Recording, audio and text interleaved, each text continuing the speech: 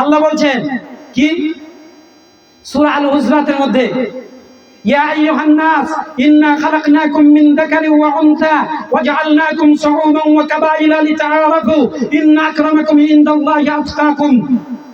আল্লাহ বলছেন কি, হে মানব মণ্ডলী, ইন্না খালাকনাকুম মিন যাকারিন ওয়া উনসা, তোমাদেরকে তৈরি করেছি একজন নারী একজন পুরুষ থেকে।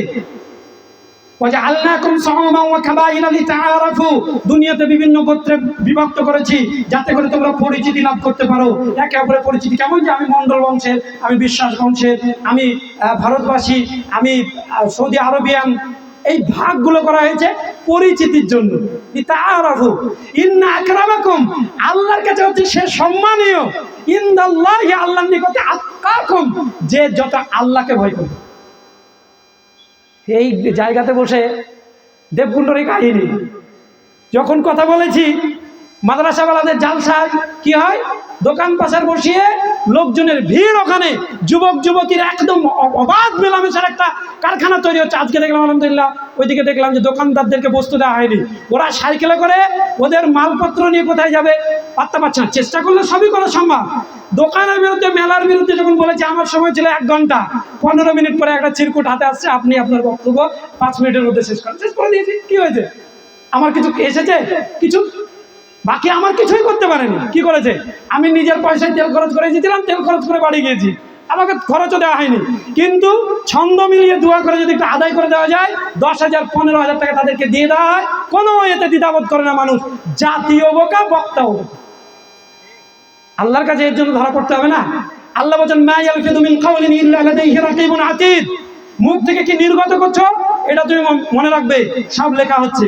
আবার দেখবেন অনেক জায়গাতে দোয়া করতে করতে কি বলে, এত শত তোমার কাছে দোয়া করি আমি, এত শত দোয়া করব কত, তাকে তুমি নেকে দিও তোমার মনের মতো। আপনার মন আছে, আল্লাহর মন কোথাও প্রমাণিত নয়। আকীদায় গন্ডগোল। এই বক্তা যারা এখানে এই সমস্ত কথাবার্তা বলে, তাদের আকীদা নিয়ে আবার পড়া উচিত আমি মনে করি।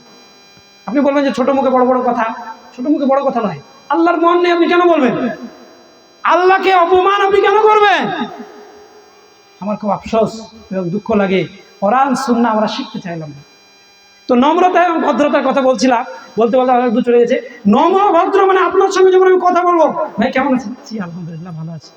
কিন্তু আপনি যখন বলবেন ভাই আমার বাড়িতে মিলাদটা পড়িয়ে দেন, কোশ্চেন কেন আপনি পারবেন না আপনার সামনে দাঁড়িয়ে বলবো মিলাদ বিদআত, বরং আপনি জান্নাত না আপনার পিতামাতাকে জাহান্নামে ঢোকাবেন, এটা বলতে পারবো না? সম্মিলিতভাবে মোনাজাত করবেন, তখন নির্দ্বিধায় বলবো যে ভাই এটা বিদআত। আপনি পারলে ছাড়বেন, না না ছাড়বেন। আমাকে দিয়ে মোনাজাত করিয়ে নেবেন, এটা সম্ভব নয়। কিন্তু আপনি যখন আমার সঙ্গে ব্যক্তিগত কথা বলবেন, তখন হচ্ছে একদম নরম। আল্লাহ বলছেন আল্লাহর বান্দারা পৃথিবীতে নম্রভাবে চলাফেরা করে। আমরাও তো পড়াশোনা মানুষও নই, আর আমাদের শক্তি সামর্থ্যও নেই।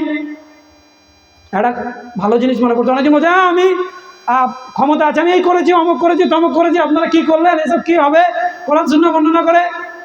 তো একটা কবিতা, রবীন্দ্রনাথের একটা কবিতা রয়েছে, ছোট্ট কবিতা। রবীন্দ্রনাথ বলছে যে ভেমরুল চেনেন? ভেমরুল দেখেছেন? একটা মৌমাছির মতো একটা প্রাণী। তো বলছে ভেমরুলে মৌমাছিতে হলো রেশারেশি, দুজনাই মহাতর্ক, শক্তি কার বেশি। দুজনাই তর্ক করছে, শক্তি কার বেশি। ভেমরুল কহে, ভেমরুল তখন বলছে আছে সহস্র প্রমাণ, তোমার দংশন নহে আমারও সমান। ভেমরুল বলছে আমি যদি খেয়েছেন একবার কামড় ভেমরুল, তারাই জানে। বলছে আর তুমি যতই মৌমাছি কামড়াও, তোমার আল দাও, আমার মতো তোমার বিষক্রিয়া কাজ করবে না, তোমার দংশন নহে আমার সমান।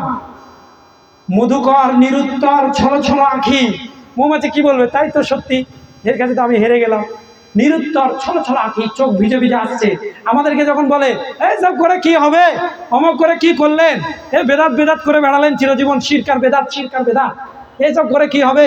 মনে রাখবেন, যারা সমাজে অনেক মানুষ আছেন যারা কি হয়েছে, সমাজে বিদাতকে উঠানোর জন্য তারা সমাজের কাছে লাঞ্ছিত হয়েছে, তারা এই কবিতাটুকু মনে রাখে।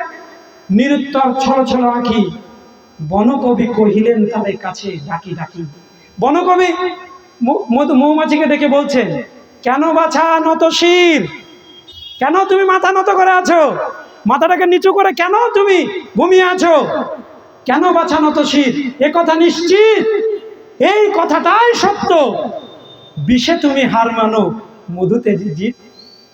বিষে তুমি হেরে গেছো, এ কথা সত্য, মধুতে তুমি জিতে আছো। ও ভেমরুল যতই কামড়ে বিষ দেখ কেন, ও মধু জীবনে দিতে পারবে না। তা আমাদের সমাজে যারা হিংস্র প্রাণীর মতো সুন্নাতের কথা বলার কারণে হিংস্রাত্মক মনোভাব নিয়ে আমাদেরকে জনসম্মুখে নানানভাবে অপমান করে চলছে, তারা যতই দাপট তাপট চালিয়ে যাক না কেন, আমরা কোরআন এবং সুন্নার মধু, সুন্নাতের মধু এবং কোরআন এর মধু, তাওহীদের মধু, সুন্নাতের মধু, এটা দিতে আমরা কখনো দ্বিধাবোধ করবো না। বিষে আমরা হেরে যাব, শক্তিতে হেরে যাব, বিষে তুমি হার মানো, মধুতে তো জিত।